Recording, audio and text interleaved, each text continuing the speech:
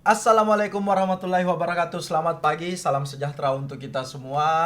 Halo insan Pegadaian, bertemu kami lagi dalam agenda podcast Ganyang Fraud dengan tema bulan ini bongkar.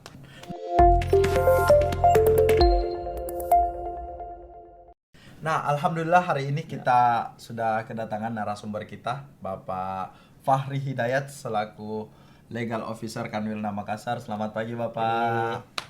Terlebih dahulu kami ucapkan terima kasih Pak atas Sama-sama, ya. waktunya menyempatkan diri untuk mengisi kegiatan podcast kita pada hari ini.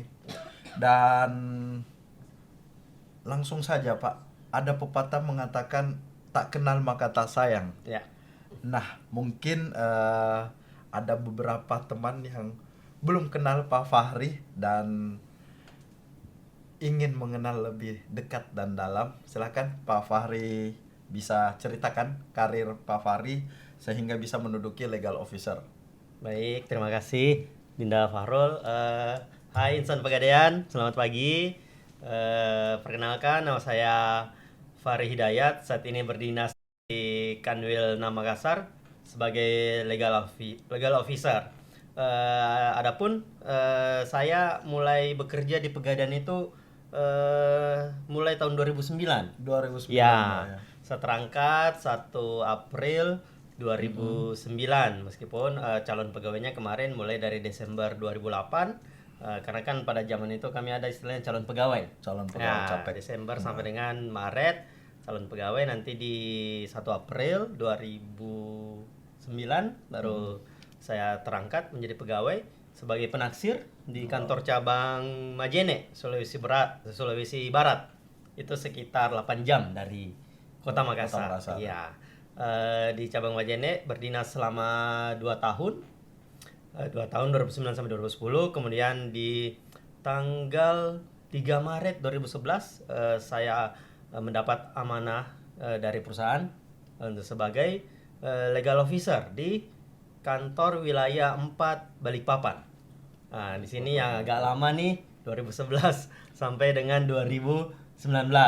Ya, 9 tahun, jadi kemarin 2011 itu berangkat mutasi ke Balikpapan, cuma 1 koper saja saya bawa. Kemudian di November 2019 alhamdulillah dapat SK mutasi ke Kanwilna Makassar. Saya sudah berempat. Ya. Kemarin berangkatnya sendiri, pulangnya berempat. Alhamdulillah rezekinya di sana. Mulai berdinas di Kanwilna Makassar ini sejak November 2019. 19. Seperti Jadi itu, 8 tahun di Kanwil Balikpapan ya, Pak, ya. kurang lebih seperti itu. Berarti waktu ke Balikpapan masih bujang. Masih bujang. Ke Makassarnya udah bawa 2 bocah Pak. Sudah 2 anak, 1 istri. Jadi Pak Fahri Hidayat, legal officer Kanwilna Makassar, ya tentunya sangat kompeten ya dengan tema kita pada hari ini. Ya. Sesuai dengan job desk Pak Fahri sebagai legal officer, yaitu bongkar. Nah, terlebih dahulu mungkin saya akan bertanya Pak mengenai tema kita pada hari ini, yaitu bongkar. Ya. Menurut Pak Fahri, pandangan Pak Fahri tentang tema hari ini itu gimana? Oke, baik. Temanya hari ini adalah bongkar ya. Pada Betul, bongkar. tema episode kali ini bongkar dalam kaitannya dengan program Ganyang Fraud. Kata bongkar ini secara harfiah mungkin menurut saya bagus karena dia dengan tegas mengungkap bahwa apabila kita kaitkan dengan program Ganyang Fraud, ini adalah sesuatu hal yang harus kita ungkap, sehingga kita mengetahui akar permasalahannya apa, penyebabnya apa, sampai dapat kita tentukan langkah preventifnya maupun langkah represifnya di kemudian hari, dan juga sebagai pemahaman kepada pimpinan unit kerja ataupun karyawan di unit kerja tertentu tersebut untuk mengetahui bahwa segala sesuatu yang tidak pada tempatnya, tidak sesuai dengan aturan yang berlaku di perusahaan kita ataupun peraturan perundang-undangan yang berlaku itu harus kita ungkap. Jangan kita membiarkan ataupun menyamarkan, menyembunyikan, apalagi tidak boleh. Harus kita membenarkan sesuatu yang salah, seperti itu. Betul. Jadi bongkar sesuatu yang tidak sesuai prosedur dan aturan harus kita bongkar. Betul. Nah, oke, untuk menyikapi secara bijaksana nih Pak, manakala terdapat insan pegadaian yang mengajak, tentunya di dalam lingkup kerja mungkin ada rekan kerja atau atasan mungkin yang mengajak untuk ikut melakukan tindakan fraud atau kecurangan, Pak. Oke, baik. Namun sebelum itu mungkin saya menjelaskan lebih ke depan lagi dulu ya, sebelum Betul. saya masuk ke situ. Sebenarnya apa sih fraud itu? Nah, Betul. di internal kita sudah diatur oleh Peraturan Direksi nomor 54 tahun 2020 bahwa yang dimaksud dengan fraud adalah perbuatan melawan hukum dengan melakukan penyimpangan atau pembiaran yang sengaja dilakukan untuk mengelabui, menipu atau memanipulasi perusahaan maupun kepentingan perusahaan sehingga menderita kerugian dan atau pelaku fraud memperoleh keuntungan baik secara langsung maupun tidak langsung. Jadi intinya adalah fraud itu adalah kecurangan. Kecurangan dilakukan ya tentu saja sudah berarti melanggar ketentuan yang berlaku, baik ketentuan internal perusahaan kita maupun ketentuan hukum yang berlaku. Seperti itu. Ah, itu fraud. Kemudian apa yang penyebab terjadinya fraud? Kita kenal ada 3 penyebab kenapa fraud itu terjadi. Yang pertama ada namanya pressure. Terus ada opportunity. Terus ada rasionalisasi. Apa yang dimaksud dengan pressure? Pressure itu adalah dorongan yang menyebabkan seseorang melakukan kecurangan atau fraud. Contohnya, misalkan terlilit hutang atau gaya hidup yang mewah. Terus ketergantungan narkoba dan berbagai macam lainnya. Nah, pressure ini pun terbagi 2. Ada secara direct maupun indirect. Direct adalah kondisi kehidupan nyata yang dihadapi oleh pelaku seperti kebiasaan sering berjudi ataupun suka party, ke clubbing ataupun persoalan keuangan lainnya. Terus ada pun tekanan tidak langsung. Tekanan tidak langsung itulah adalah opini atau persepsi yang dibangun oleh pelaku itu sendiri yang mendorong untuk melakukan kecurangan.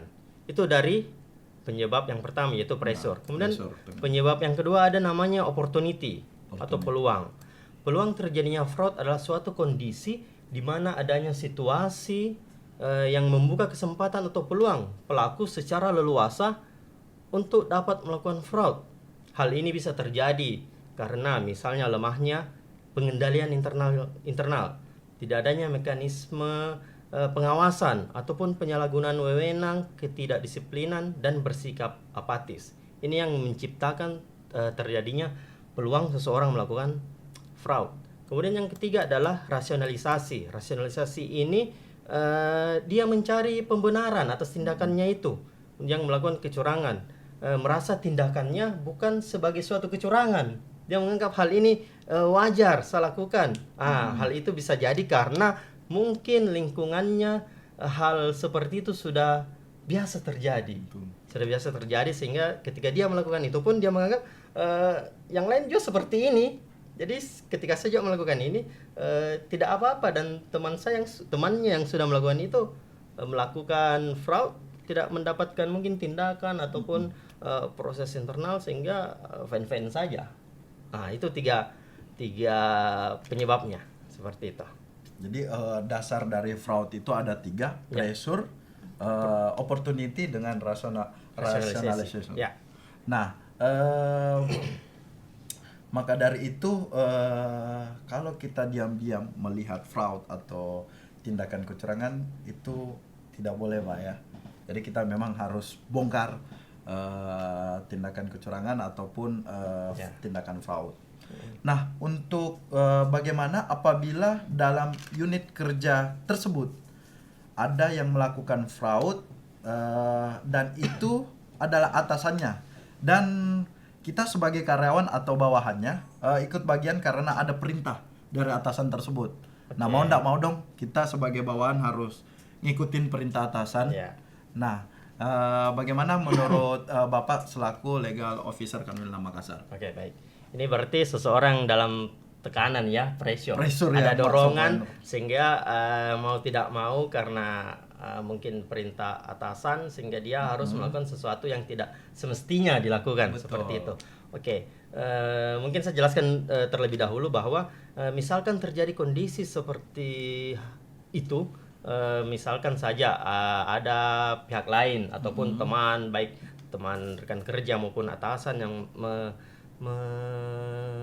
menyuruh, menginstruksikan kita untuk melakukan fraud, kita harus memahami batasan kewenangan yang kita miliki. Contoh, misalkan seorang kasir. Ya. Perusahaan telah memberikan kewenangan, tanggung jawab, tugas kepada setiap jabatan yang ada di perusahaan kita. Betul. Contoh, saya ambil contoh kasir. Seorang kasir memiliki kewenangan untuk setiap transaksi keluar tidaknya pengeluaran keuangan. Uang. Dia dapat menentukan transaksi tersebut bisa dibayarkan atau tidak. Tentu harus melakukan verifikasi. Betul. Verifikasi terhadap contoh misalkan terhadap pengajuan kredit. Harus ada nasabahnya. Administrasi seperti kalau perlu ada KCA harus ada sebagainya dan sudah tertandatangani jelas. Nasabahnya hadir juga di outlet. Dia harus memverifikasi itu sehingga meyakini bahwa transaksi tersebut layak untuk dicairkan. Seperti itu. Nah, misalkan seseorang yang sudah paham dengan tugas dan tanggung jawabnya, ketika dia disuruh ataupun mendapat instruksi untuk melakukan sesuatu tugas ataupun pencairan yang diinstruksikan kepadanya, dia sudah harus menilai apakah hal ini benar atau tidak. Ketika dia sudah mengetahui job desk-nya dengan baik dan benar, dengan sesuai dengan kewenangan yang dia miliki, maka dia sudah bisa menilai. Meskipun itu perintah dari atasannya, namun ketika dia sudah bisa melakukan verifikasi terhadap perintah tersebut, bisa membedakan benar atau tidaknya, seharusnya seseorang yang dalam kondisi tersebut harus secara tegas menolak perintah yang tidak patut. Betul. Jadi setiap fungsi jabatan yang ada di perusahaan kita sudah memiliki kewenangannya masing-masing. Mulai dari kasir, penaksir, pengelola PC, pincas, sampai dengan jabatan yang lebih tinggi, dan semua punya tanggung jawab atas pelaksanaan pekerjaannya tersebut, sehingga tidak bisa serta-merta langsung mengatakan bahwa ini atas dasar perintah. Sedangkan kamu sudah memiliki kewenangan untuk dapat memverifikasi kebenaran suatu instruksi yang diinstruksikan kepada dirinya, apakah itu sudah sesuai tidak dengan job desk yang dia miliki. Seperti itu. Jadi seharusnya ketika seorang sudah paham tentang pelaksanaan tugas pekerjaannya, ketika dia tahu mendapat instruksi yang tidak semestinya, harusnya dia dengan tegas menolak. Jadi kita tidak mesti menjalankan atau menolak, harusnya menolak jika itu tidak sesuai dengan job desk atau kewenangan atau prosedur yang ada. Sesuai dengan aturan perusahaan. Betul. Itu.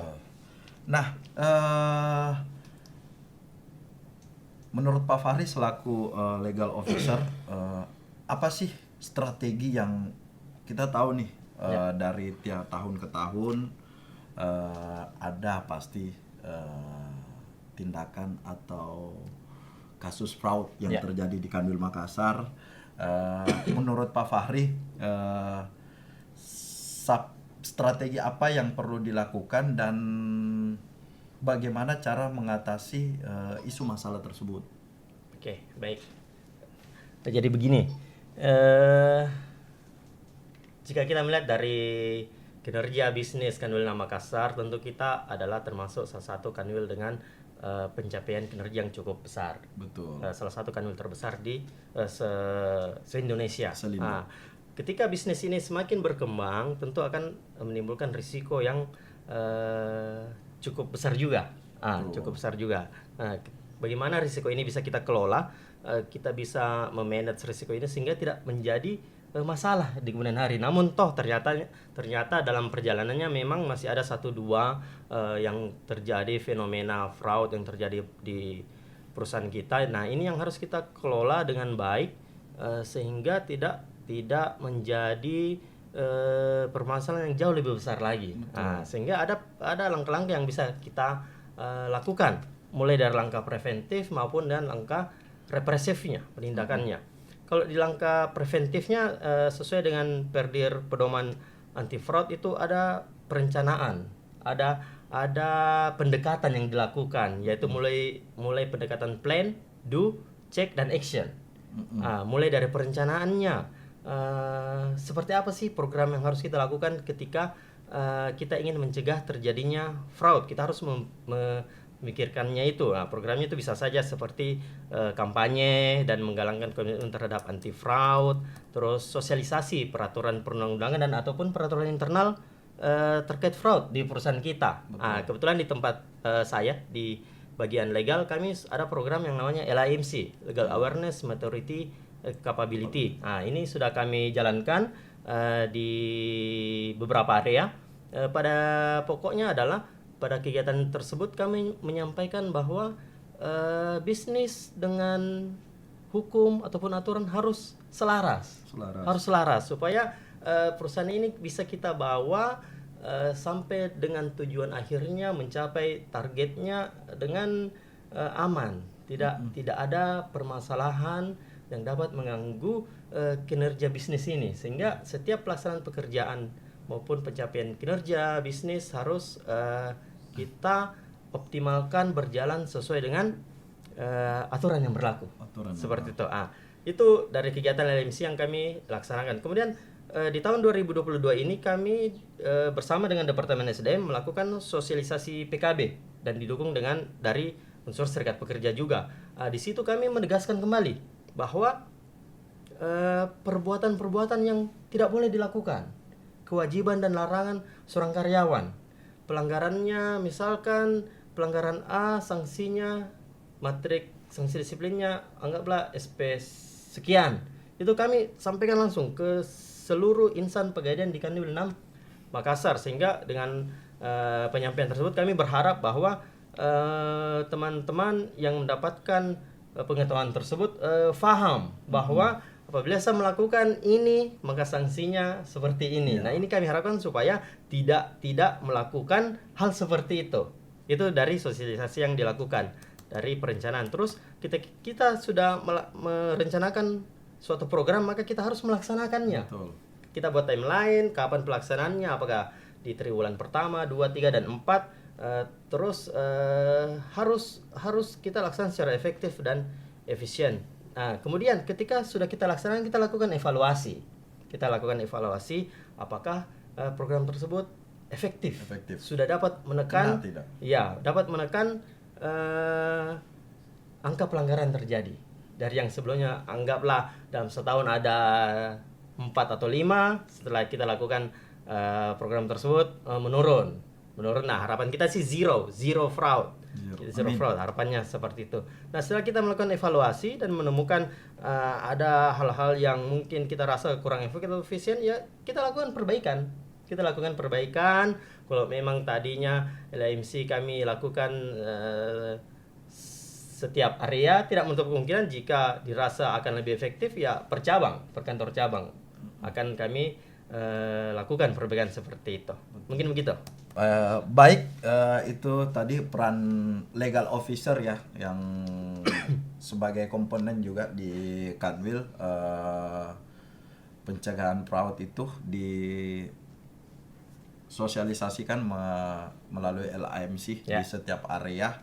Jadi luar biasa sekali.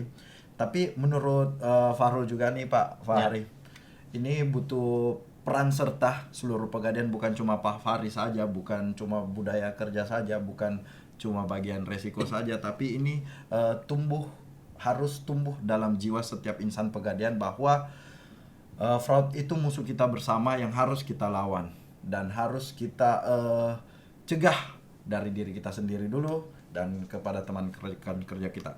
Nah, untuk keterlibatan dari seluruh karyawan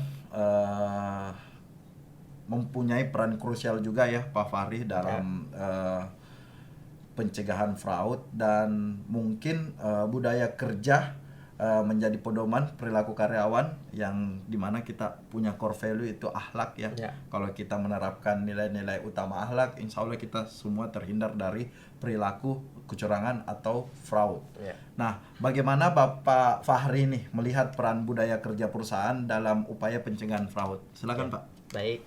Jadi saya rasa mungkin budaya perusahaan kita sudah sangat baik ya. Yang disebut dengan akhlak itu amanah, kompeten, harmonis, loyal, adaptif, dan kolaboratif. Sekarang yang menjadi permasalahan adalah bagaimana kita bisa menghayati akhlak tersebut serta mengamalkannya dalam pekerjaan sehari-hari kita, baik di kantor maupun ketika kita sudah tidak di kantor, pulang ke rumah. Kan ini juga cocok untuk diterapkan di lingkungan rumah kita, di keluarga kita bisa. Nah, sekarang sejauh mana sih ke peran dari budaya kerja ini? Menurut saya itu sangat penting. Budaya itu, culture itu sangat penting untuk membangun suatu perilaku ataupun kebiasaan di suatu perusahaan. Nah, ketika budaya akhlak ini sudah kita hayati dan kita amalkan, insya Allah dalam pelaksanaan pekerjaan seseorang akan memiliki integritas yang kuat. Dia akan bisa membedakan yang mana haknya dia dan mana yang bukan haknya, sehingga akan menjauhkan orang untuk melakukan kecurangan ataupun fraud. Nah, oleh karena itu memang ini sangat berperan penting budaya kerja ini sebagai pedoman perilaku karyawan di perusahaan kita. Sekarang bagaimana caranya adalah untuk penghayatan dan pengamalannya. Mungkin ini memerlukan bukan hanya dari bagian budaya kerja saja, tapi peran aktif dari seluruh insan pegadaian di Kanwil 6 Makassar untuk saling mengingatkan. Sebenarnya contoh seperti ini, misalkan seorang pengelola UPC dengan kasir, ketika ada pelaksanaan pekerjaan yang dilakukan oleh pengelola UPC ataupun oleh kasir, tidak harus ataupun kita memiliki kewajiban untuk mengingatkan teman kita. Bukan namanya saling curiga, misalkan pengelola PC tiba-tiba memeriksa kasnya kasir, itu sebenarnya bukan kan biasa anggaplah tidak percaya sekali sama saya ini, ya kan? Sebenarnya itu adalah bagian dari perhatian kalau menurut saya untuk saling menjaga, saling mengingatkan bahwa jangan sampai ada yang terlewat oleh kita, sehingga teman kita mengingatkan. Bukan teman kita artinya kepo atau mau overlap dari job desk-nya, tapi sudah selayaknya lah ketika kita di kantor, maka keluarga kita itu adalah rekan kerja kita, orang tua kita itu adalah pimpinan kita. Betul. Ketika kita ditegur ataupun diingatkan, ya itu artinya bentuk perhatian. Peduli. Ya, peduli bahwa kita ini masih diingatkan supaya tidak salah langkah. Seperti itu. Nah, sehingga menurut saya peran budaya kerja ini sangat berperan, dan bukan hanya tanggung jawab 1-2 orang saja, merupakan tanggung jawab kita bersama untuk setiap insan pegadaian. Betul. Jadi budaya kerja kita, core value kita, akhlak itu harus diterapkan di kantor maupun di rumah. Ya. Nah,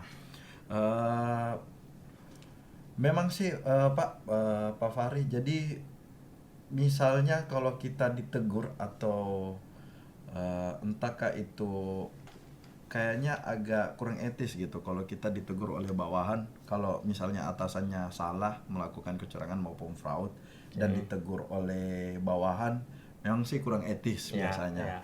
Tapi itu salah satu juga wujud dari perhatian kita untuk saling mengingatkan dalam hal kebaikan. Nah, untuk menghindari tindakan kecurangan maupun fraud. Nah, yang terakhir nih Pak Fahri. Pesan-pesan untuk seluruh insan pegadaian sekaligus closing statement pada podcast Ganyang Fraud kita pada hari ini. Baik, oke, silakan Pak. Ya, terima kasih. Closing statement dari saya yaitu untuk mencegah terjadinya fraud ini kita perlu tindakan yang artinya secara masif harus kita lakukan, yang dimana ketiga penyebab fraud tadi yang saya sebutkan ini yang harus kita minimalisir. Salah satunya kuncinya adalah pengendalian, pengawasan melekat. Pengendalian bukan hanya tugasnya Pinca, bukan hanya tugasnya teman-teman di SPI, tetapi tugas kita semua.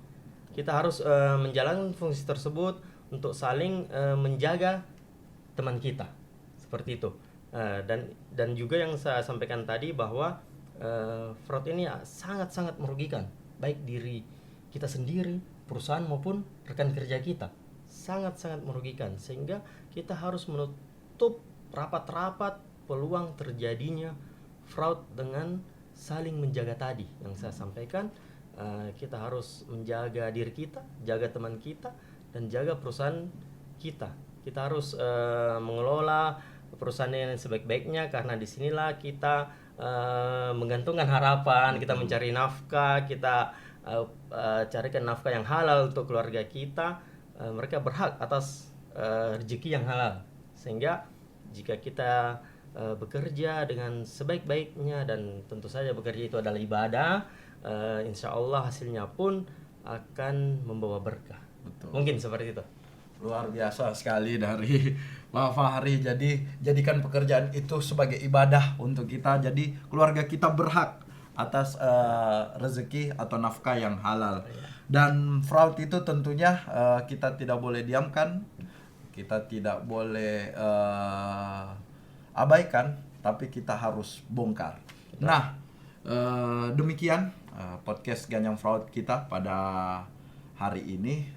Dan sekali lagi kita sampaikan say no to fraud kepada seluruh insan Pegadaian, dan mungkin kami juga mengucap terima kasih banyak atas waktunya Bapak Fahri Hidayat, Legal Officer Kanwilda Makassar.